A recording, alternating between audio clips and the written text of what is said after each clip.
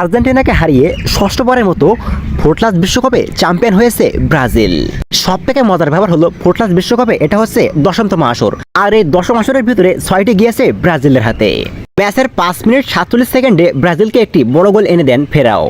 পরপরই 12 মিনিট 34 সেকেন্ডের মাথায় একটি গোল ব্রাজিলকে এনে দেন রাফা সান্তোস। তবে ব্রাজিলের চিরপ্রতিদ্বন্দ্বী আর্জেন্টিনা একটি গোল করতে সক্ষম হয়। এই গোলটি করেন রোহা, যার মাধ্যমে চিরপ্রতিদ্বন্দ্বী আর্জেন্টিনাকে হারিয়ে ষষ্ঠবারের মতো শিরোপার স্বাদ পেল ব্রাজিল।